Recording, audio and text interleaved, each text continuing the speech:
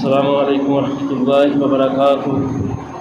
ان الحمد للہ نحمده ونستعینه ونستغفره ونعوذ باللہ من شرور انفسنا ومن سیئات اعمالنا من يهده الله فلا مضل له ومن يضلل فلا هادي له واشهد ان لا اله الا الله وحده لا شريك له واشهد ان محمدا عبده ورسوله اما بعد فان خير الحديث كتاب الله وخير الهدي هدي محمد صلى الله عليه وسلم وشر الامور محدثاتها وكل محدثة بدعة وكل بدعة ضلالة وكل ضلالة في النار۔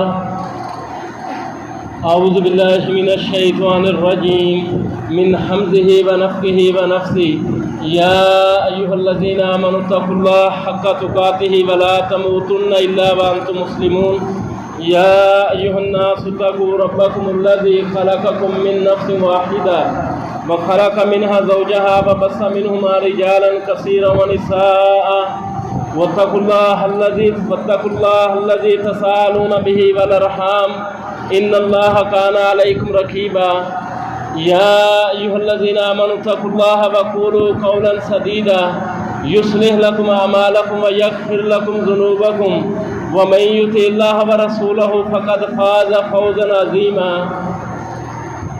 حمد و ثنا اللہ رب العزت ہی کے لیے ہے، اور درود و سلام ہو محمد رسول اللہ صلی اللہ علیہ وسلم پر۔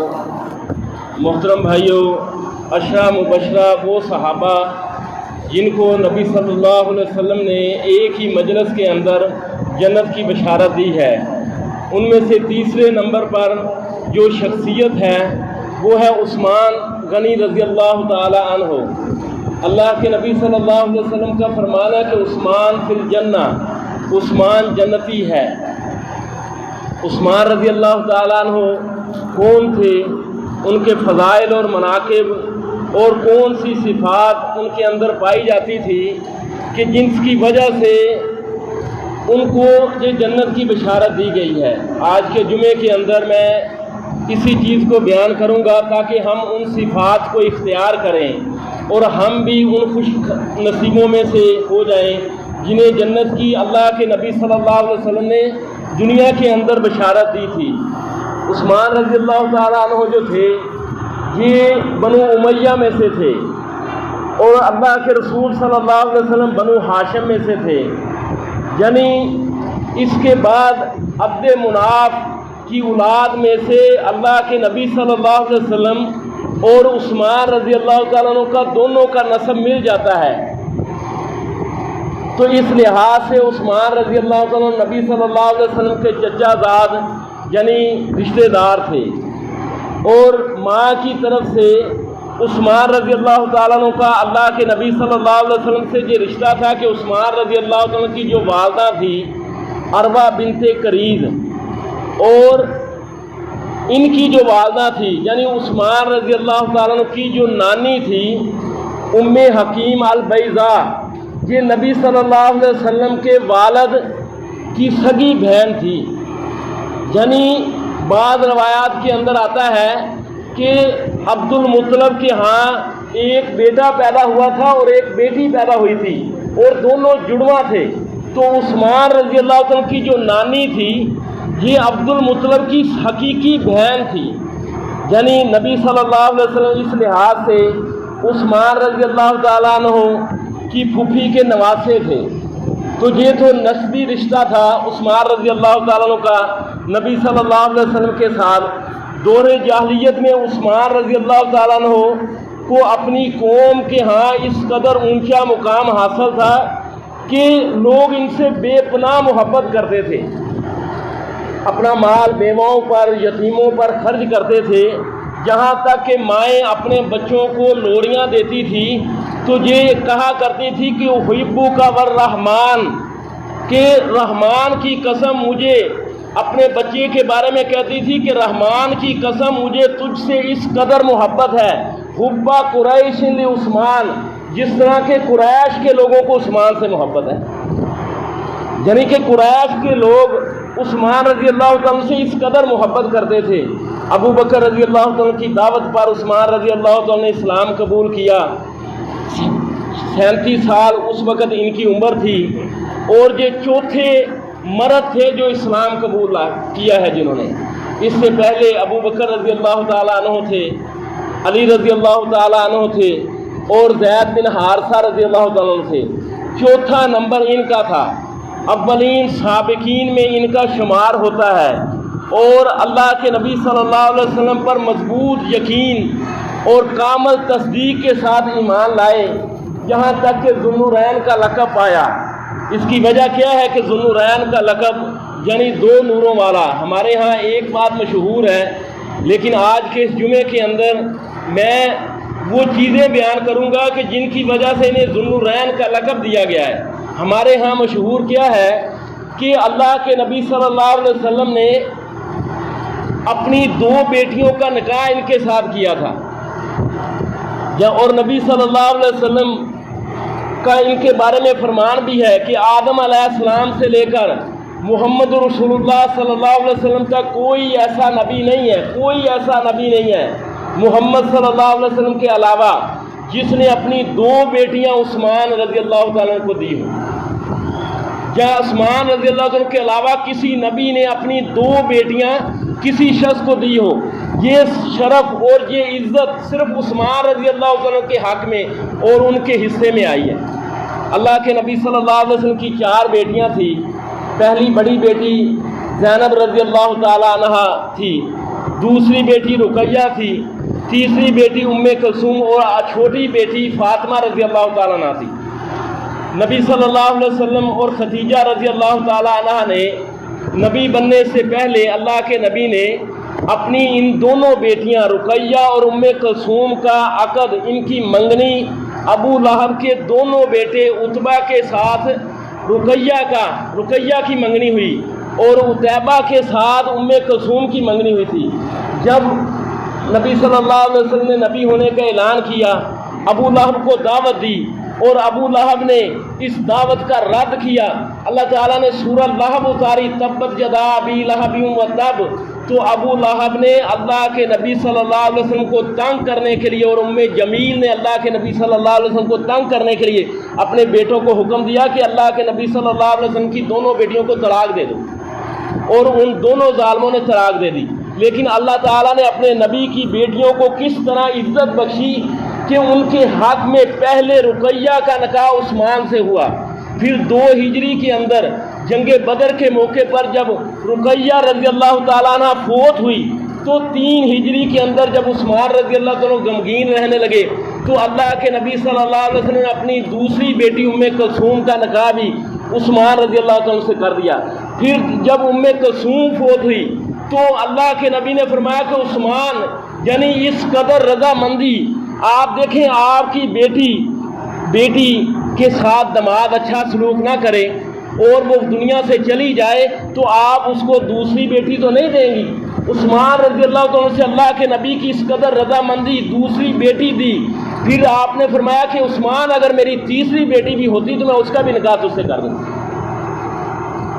یعنی اس قدر رضامندی۔ اور عثمان رضی اللہ عنہ کے بارے میں ہمارے ہاں یہی مشہور ہے کہ ذوالنورین کا لقب انہیں اس وجہ سے ملا ہے، حالانکہ صرف اس وجہ سے نہیں۔ عثمان رضی اللہ عنہ اسلام لائے تو جس طرح باقی مسلمانوں کو تشدد کا نشانہ بنایا جا رہا تھا مکے کے اندر، اسی طرح ان کا چچا حکم بن ابو العاص وہ ان کو رسی سے باندھتا تھا، ان کو تشدد کا نشانہ بناتا تھا، اور یہ کہتا تھا کہ تو نے اپنے باپ دادا کے دین کو چھوڑ دیا ہے، جب تو محمد صلی اللہ علیہ وسلم کے دین کو نہیں چھوڑے گا میں تجھے مارتا رہوں گا، پیٹتا رہوں گا۔ تو عثمان رضی اللہ تعالیٰ عنہ نے استقامت دکھائی۔ جب استقامت دکھائی تو پھر وہ بعد آ گیا، ہٹ گیا، ورنہ ان کی ماں ان سے اس قدر ناراض ہو گئی عثمان رضی اللہ عنہ سے کہ اپنے بھائی کے گھر جا کر بیٹھ گئی کہ اس نے محمد صلی اللہ علیہ وسلم کا دین قبول کر لیا ہے۔ اللہ کے نبی صلی اللہ علیہ وسلم نے جب مسلمانوں کو یہ کہا کہ حبشہ کی طرف ہجرت کر جاؤ، وہاں نیک دل بادشاہ ہے، نجاشی ہے، تو عثمان رضی اللہ تعالیٰ عنہ نے اپنی بیوی رقیہ رضی اللہ تعالیٰ عنہ کو ساتھ لیا، حبشے کی طرف ہجرت کی۔ اللہ کے نبی نے ان کو روانہ کرتے وقت دعا دی آپ نے فرمایا کہ لوط علیہ السلام کے بعد یہ پہلا جوڑا ہے اسلام کا جو ہجرت کر رہا ہے، یعنی لوط علیہ السلام کی بیوی تو پیچھے رہ گئی تھی، لیکن یہ پہلا جوڑا ہے جنہوں نے اللہ کے راستے میں ہجرت کی۔ پھر جب یہ افواہ پھیل گئی کہ مکے والوں نے اسلام قبول کر لیا ہے تو یہ حبشہ سے واپس آ گئی، حبشہ سے واپس آئے اور مکے میں ایک ضمانت لے کر رہنے لگے، پھر مدینہ کی طرف ہجرت کی، یعنی عثمان رضی اللہ تعالیٰ عنہ اور ان کی بیوی رقیہ رضی اللہ تعالیٰ عنہ، یہ وہ واحد جوڑا ہے جنہیں 2 ہجرتیں کی، ذوالنورین ذوالہجرتین، یہ واحد جوڑا ہے جنہیں 2 ہجرتیں کی۔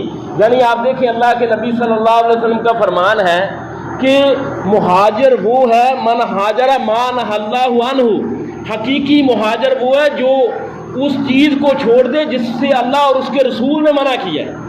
ہمارے اندر یہ خصلت پائی جاتی ہے، یہ صفات پائی جاتی ہے۔ ایک تو یہ ہے کہ آپ زمین چھوڑیں، آپ کے لیے اللہ اور اس کے رسول کی اطاعت پر زمین پر عمل کرنا مشکل ہو جائے تو اللہ کے لیے اس زمین کو چھوڑنا، لیکن حقیقی مہاجر وہ ہے جو اللہ کے لیے اس راستے کو چھوڑ دے جس سے اللہ کے رسول نے اللہ نے منع کیا، گناہوں کو چھوڑ دے، شرک کو چھوڑ دے، بدعات کو چھوڑ دے، حرام کمائی کو چھوڑ دے۔ رسول اللہ صلی اللہ علیہ وسلم کا عثمان رضی اللہ عنہ کے بارے میں ایک فرمان ہے، آپ نے فرمایا رحم امتی بھی امتی ابو بکر، میری امت میں سے جو سب سے زیادہ نرم دل ہے وہ ابو بکر ہے، واشدہم فی امر اللہ اس عمر، اور میری امت میں جو سب سے زیادہ دین میں پختہ، دین میں سخر وہ عمر ہے۔ فرمایا وا اصدقکم حیان عثمان، اور حیا میں سب سے زیادہ سچا عثمان ہے۔ ایک حیا ہے فطرتی حیا، ایک بندہ شرمیلا ہے، وہ کسی گناہ کو اس وجہ سے نہیں کر رہا کہ وہ شرمیلا پن اس کے اندر زیادہ ہے، یہ ہر بندے کے اندر فطرتی طور پر ہوتا ہے، تھوڑا بہت ہوتا ہے۔ لیکن ایک ہے قصبی حیا کہ ایک بندہ اپنے اندر ایسی صفات پیدا کر لے کہ گناہ کو اس وجہ سے قبول نہ کرے کہ اللہ دیکھ رہا ہے، اللہ دیکھ رہا ہے، میں اللہ کی نگرانی میں ہو۔ یعنی عثمان رضی اللہ تعالیٰ عنہ کے اندر یہ حیا، فرمایا کہ اصدقکم حیان عثمان، حیا کے لحاظ سے سچا عثمان ہے۔ اللہ کے نبی صلی اللہ علیہ وسلم اپنے گھر بیٹھے ہوئے ہیں، لیٹے ہوئے ہیں، حدیث کے اندر آتا ہے لیٹے ہوئے ہیں، اور ابو بکر رضی اللہ تعالیٰ عنہ آپ سے ملنے آئے۔ اللہ کے نبی صلی اللہ علیہ وسلم لیٹے ہیں، آپ کی پنڈلی سے کپڑا ہٹا ہوا ہے۔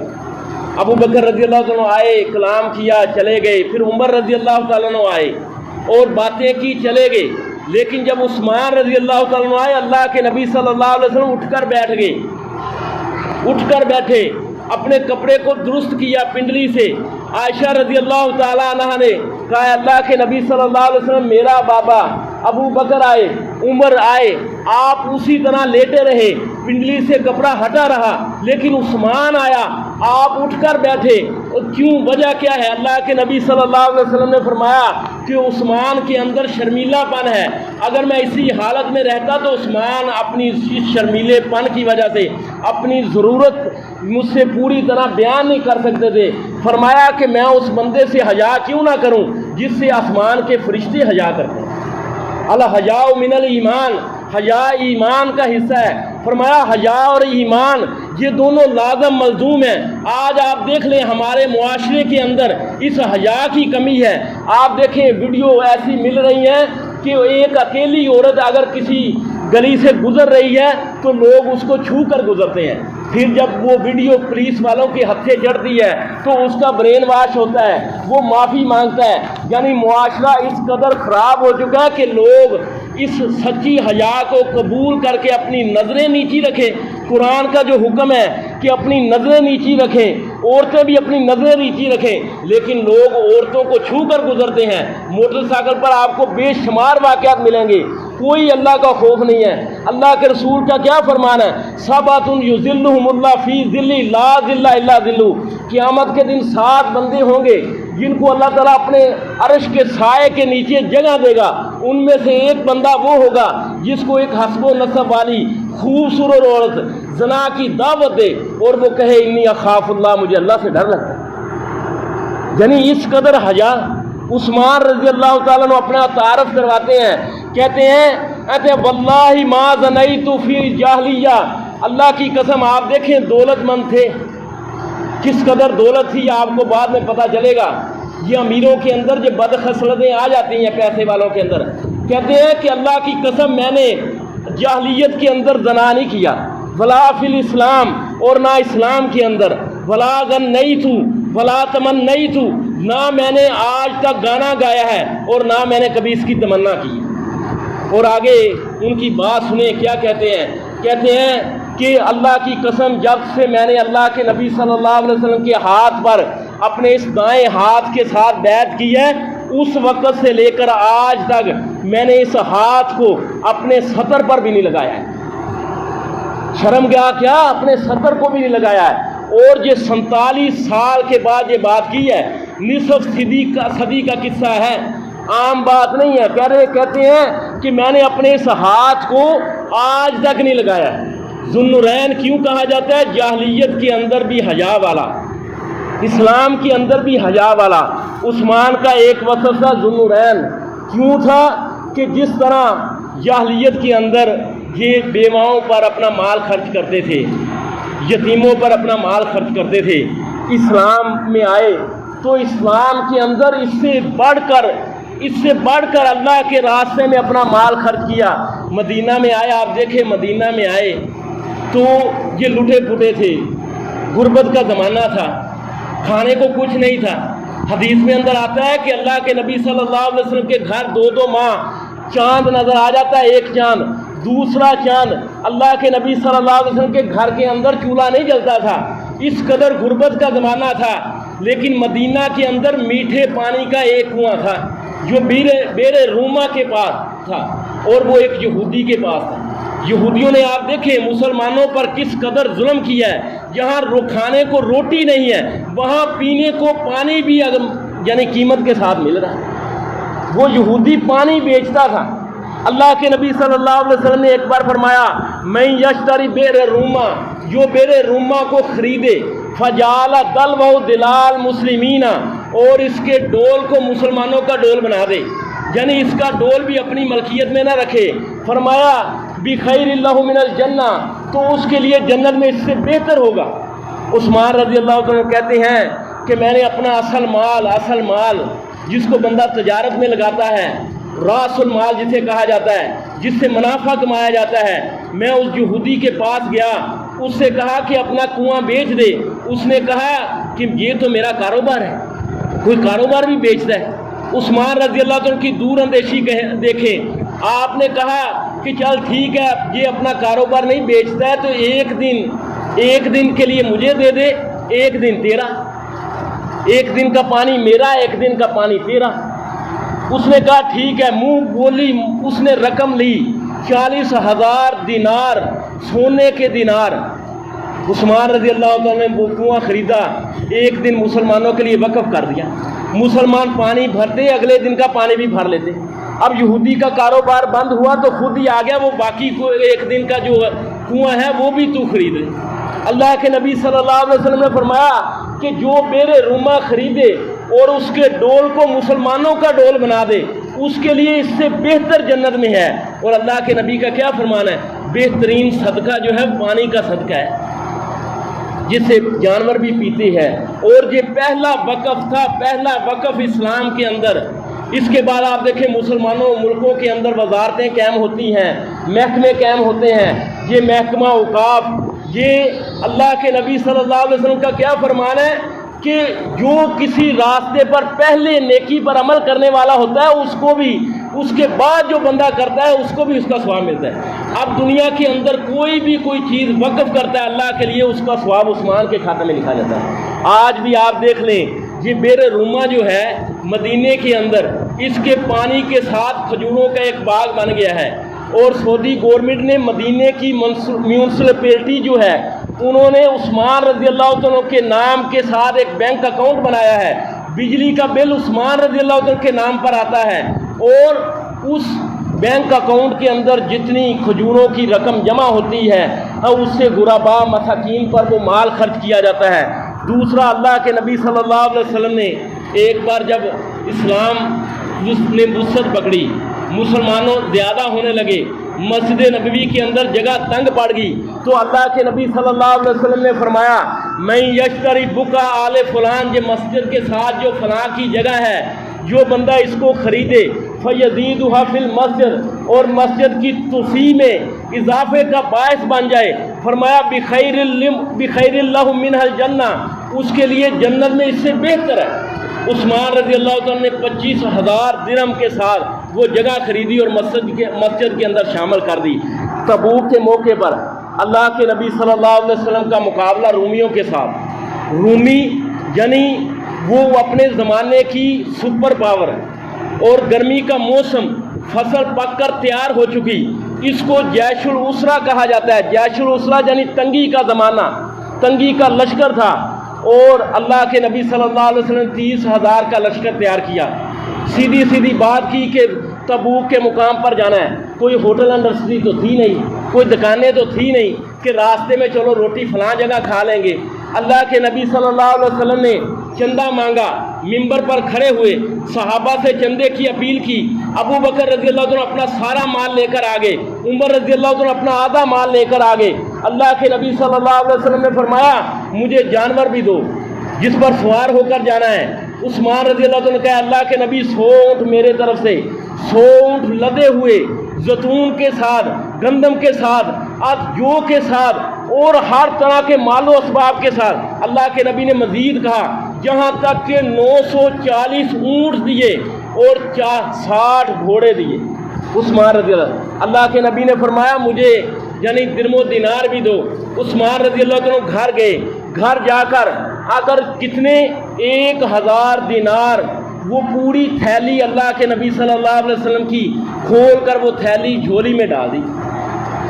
اور آپ دیکھیں یہ کتنا مال بنتا ہے، یہ 5.5 کلو سونا بنتا ہے۔ دینار اس زمانے کا خالص سونے کا ہوتا تھا۔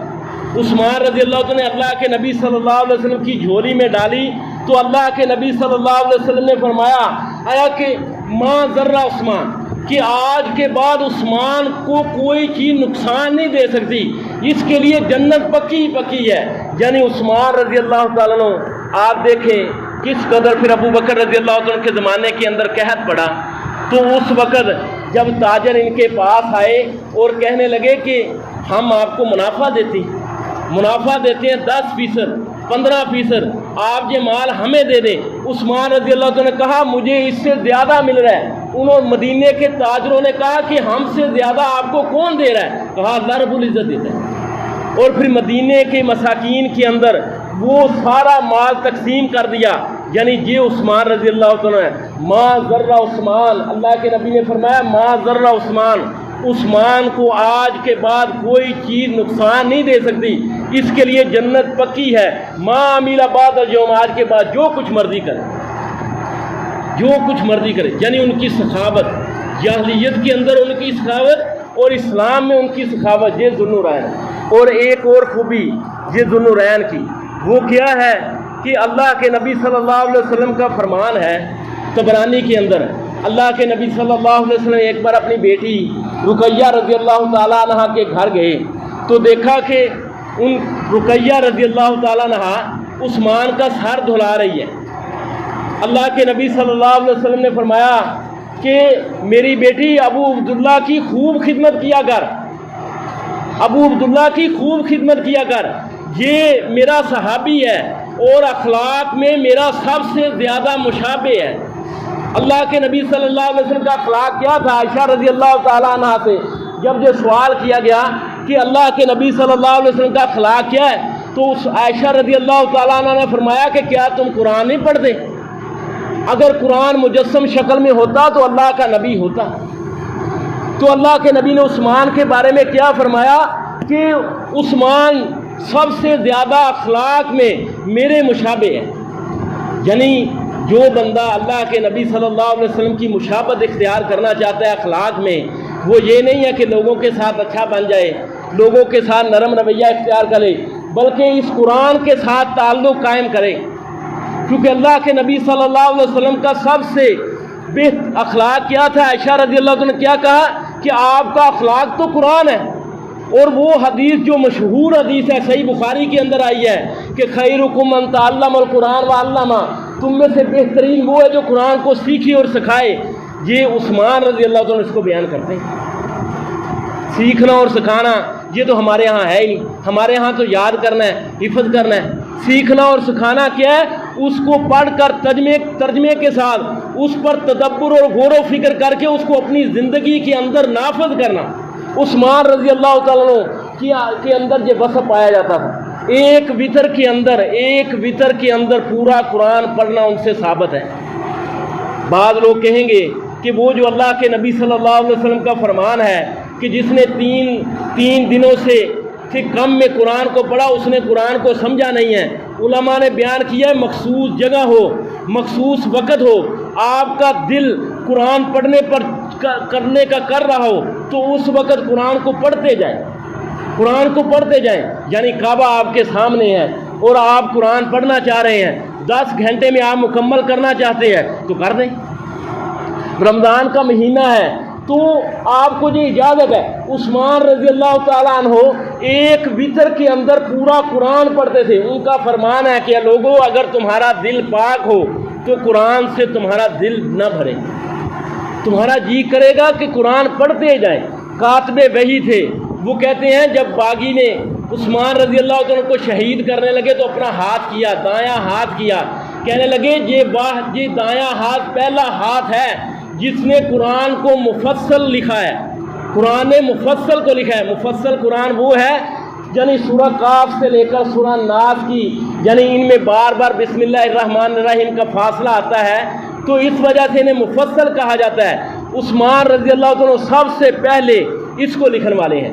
جامع القرآن تھے، یعنی ان کے زمانے کے اندر جب یہ مشہور ہو گیا قرآن جو 7 قراتوں کے اندر نازل ہوا ہے تو یہ اختلاف ہو گیا کہ ہر بندہ جو قرآن کو پڑھتا تھا تو وہ کہتا تھا میں ہی حق ہوں۔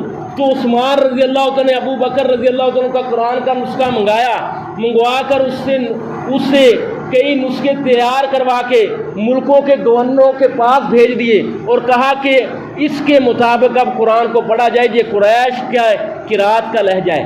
آج ہمارے پاس جو قرآن ہے جو عثمان کا قرآن ہے، یہ خاتم القرآن تھے۔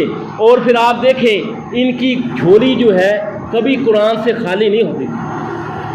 جب شہید ہوئے تو اس وقت خون کا چھینٹا کہاں گرا؟ فَسَيَكْفِيكَهُمُ اللَّهُ وَهُوَ السَّمِيعُ الْعَلِيمُ۔ پہلا پارہ ختم ہو رہا ہے کہ اللہ فرما رہا ہے کہ اللہ ان کے مقابلے میں آپ کو کافی ہو جائے گا اور اللہ سننے والا ہے، جاننے والا ہے۔ اور آپ دیکھیں عثمان رضی اللہ عنہ کی شہادت کے اندر جس باغی نے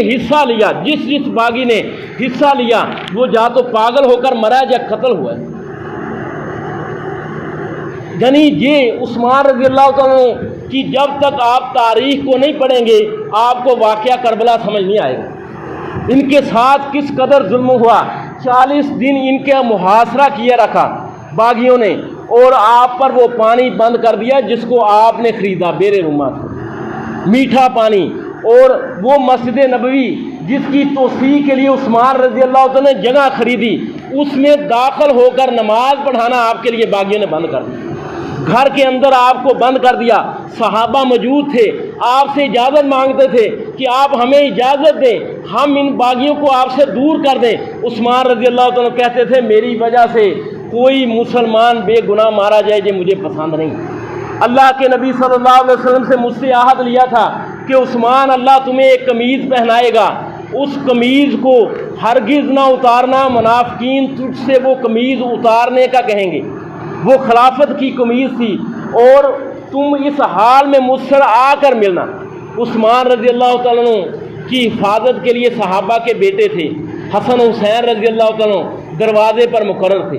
عبداللہ بن زبیر رضی اللہ عنہ کے بیٹے یہ آپ کا پہرا دے رہے تھے، لیکن باغیوں نے دیوار کو پھلانگا ہے۔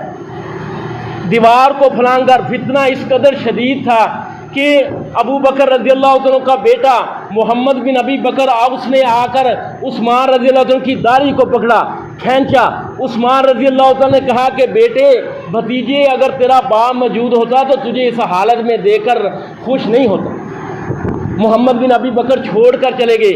ایک اور ظالم آیا، اس نے سر پر مارا، ایک نے جسم مبارک پر 9 نیزے مارے، نیزے مار کر کہتا ہے 3 میری طرف سے 6 اللہ کی طرف سے، اور عثمان رضی اللہ تعالیٰ عنہ کو شہید کیا۔ آپ دیکھیں دفاع کون کر رہا ہے؟ حسن اور حسین رضی اللہ۔ حسن رضی اللہ تعالیٰ دفاع کرتے ہوئے زخمی ہوئے۔ یہ صحابہ کا دفاع کرنا یہ اہل بیت کا طریقہ ہے، صحابہ کا دفاع کرنا اہل بیت کا طریقہ ہے۔ جی آپ دیکھیں یہ لوگ جو صحابہ پر تان کرتے ہیں اور ان کو برا بھلا کہتے ہیں، کہتے ہیں یہ کیا حسینیت جی ہے، صحابہ کا دفاع کرنا۔ اور آپ دیکھیں کہ اہل بیت صحابہ پر جو تان کرتا ہے وہ اہل بیت پر تان کرتا ہے، وہ اہل بیت کو برا کہتا ہے۔ کیوں؟ اللہ کے نبی صلی اللہ علیہ وسلم کا ایک فرمان ہے، آپ نے فرمایا کہ کسی بھی عورت سے جو نکاح کیا جاتا ہے وہ 4 وجوہات کی بنا پر کیا جاتا ہے۔ اس عورت کے مال کو دیکھا جاتا ہے، اس عورت کے حسب و نسب کو دیکھا جاتا ہے، اس عورت کے خوبصورتی کو دیکھا جاتا ہے، اور اس عورت کے دین کو دیکھا جاتا ہے۔ آپ فرماتے ہیں فَاظْفُرْ بِذَاتِ الدِّین، دین والی سے نکاح کر کے کامیابی حاصل کر لو۔ مجھے بتاؤ صحابہ اور اللہ کے نبی صلی اللہ علیہ وسلم کامیاب ہے یا نہیں؟ اللہ کے نبی صلی اللہ علیہ وسلم نے ابو بکر رضی اللہ عنہ کی کنواری بیٹی سے نکاح کیا۔ یہ ظالم کہتے ہیں کہ ابو بکر رضی اللہ عنہ دیندار نہیں تھے، بد دین تھے، تو ابو بکر رضی اللہ عنہ کے دیندار اگر بد دین تھے تو اللہ کے نبی صلی اللہ علیہ وسلم نے بد دین کے گھرانے کے اندر نکاح کیا۔ عمر رضی اللہ عنہ کی بیٹی حفصہ رضی اللہ عنہ سے اللہ کے نبی نے نکاح کیا۔ جو صحابہ کو برا کہتا ہے وہ اہل بیت کو برا کہتا ہے۔ اللہ کے نبی صلی اللہ علیہ وسلم نے اپنی 2 بیٹیاں عثمان رضی اللہ عنہ کے نکاح میں دی ہیں۔ کیا اللہ کے نبی صلی اللہ علیہ وسلم نے ایک بددین کو نعوذ باللہ اپنی 2 بیٹیاں دے دی؟ یعنی صحابہ کا دفاع کرنا یہ اہل بیت کا دفاع کرنا ہے۔ یہ صحابہ جو تھے یہ اللہ کے نبی صلی اللہ علیہ وسلم کے شاگرد تھے۔ اور جو بندہ صحابہ کو برا کہتا ہے وہ اسلام پر حملہ کرتا ہے، وہ اللہ کے نبی صلی اللہ علیہ وسلم پر حملہ کرتا ہے۔ کیوں اللہ کے نبی صلی اللہ علیہ وسلم پر حملہ کرتا ہے؟ کہ ایک کلاس ہے، ایک کلاس کے اندر 1-2 طالب علم فیل ہو جائیں، 3-4 فیل ہو جائیں تو لوگ یہی کہیں گے نا کہ یہ شاگردوں نے پڑھا نہیں ہے۔ لیکن اگر ساری کلاس فیل ہو تو پھر لوگ کیا کہیں گے کہ یہ استاد صحیح نہیں۔ یا صحابہ پر آپ یہ تان کریں کہ اللہ کے نبی صلی اللہ علیہ وسلم پر کے بعد نعوذ باللہ جو سارے پھر گئے تھے، تو یہ تان صحابہ پر نہیں اللہ کے نبی پر ہے۔ اور لوگوں نے آپ دیکھیں لوگوں نے ایسی باتیں کی ہیں عثمان رضی اللہ عنہ کے بارے میں کہ پوری بات کا پتہ نہیں ہوتا ہے۔ صحیح بخاری کے اندر ہے، ایک بندے نے کہا کہ عثمان رضی اللہ عنہ تو جنگ بدر میں شریک نہیں تھا۔ تو عبداللہ بن عمر رضی اللہ عنہ نے کہا تمہیں کچھ پتہ بھی ہے عثمان رضی اللہ عنہ جنگ بدر میں کیوں شریک نہیں تھے؟ عثمان رضی اللہ عنہ کو اللہ کے نبی صلی اللہ علیہ وسلم نے مدینے میں اس لیے رکنے کا کہا تھا، آپ کی بیٹی بیمار تھی، انہیں تماداری کا بھی ثواب ملا ہے، اور پھر اللہ کے نبی صلی اللہ علیہ وسلم کے حکم پر آپ کو بدر کا مال غنیمت میں حصہ بھی ملا۔ کسی نے کہا جی وہ بیعت رضوان میں شامل نہیں تھا۔ اللہ کے نبی صلی اللہ علیہ وسلم نے جب عثمان رضی اللہ عنہ کو سفیر بنا کر بھیجا اور یہ افواہ اٹھ گئی کہ عثمان رضی اللہ عنہ شہید ہو گئے، تو بیعت رضوان تو تب ہوئی تھی، بیعت رضوان تو تب ہوئی تھی۔ اور پھر اللہ کے نبی نے فرمایا کہ اگر عثمان زندہ ہے، آج اگر عثمان زندہ ہے تو یہ میرا ہاتھ عثمان کا ہاتھ، جس کے بارے میں اللہ نے فرمایا ہے ید اللہ فوق ایدیہم، کہ ان سب ہاتھوں کے اوپر اللہ کا ہاتھ۔ لقد رضی اللہ عن المؤمنین اذ یبایعونک تحت شجرہ، کہ اللہ ان افراد سے راضی ہوگا جو درخت کے نیچے آپ سے بیعت کر رہے تھے۔ جب اللہ راضی ہو گیا تو ہم اپنی زبانوں کو کنٹرول نہیں کر سکتے۔ یعنی ہمیں تو حکم یہ ہے کہ والذین جاؤوا من بعدہم یقولون ربنا اغفر لنا، کہ تم نے تو ان کے لیے دعا کرنی ہے۔ آخری صفت آپ دیکھیں جو ہمیں اپنانے کی ضرورت ہے عثمان رضی اللہ تعالیٰ کی، وہ یہ ہے کہ عثمان رضی اللہ تعالیٰ عنہ کے سامنے جنت جہنم کا ذکر ہوتا تھا تو یعنی انہیں خوف نہیں آتا تھا، لیکن جب ان کے سامنے قبر کا ذکر کیا جاتا تھا، جب کسی قبر کے پاس جاتے تھے تو اس قدر روتے تھے کہ ان کی داڑھی مبارک تر ہو جاتی تھی۔ کسی نے پوچھا اس کی وجہ کیا ہے؟ کہنے لگے قبر یہ آخرت کی پہلی منزل ہے، قبر آخرت کی پہلی منزل ہے۔ اللہ کے نبی نے فرمایا جس کی یہ آسان ہو گئی باقی منزلیں بھی آسان ہو جائیں گی، اور جس کی یہ بدتر ہوگی باقی منزلیں بھی بدتر ہو جائیں گی۔ تو عثمان رضی اللہ تعالیٰ عنہ کا یہ خاصہ تھا، قبر کی تیاری کو یاد رکھتے تھے، حالانکہ اللہ کے نبی صلی اللہ علیہ وسلم نے دنیا کے اندر جنت کی بشارت دی تھی۔ اللہ تعالیٰ سے دعا ہے وہ بات کو سمجھنے عمل کرنے کی توفیق عطا فرمائے۔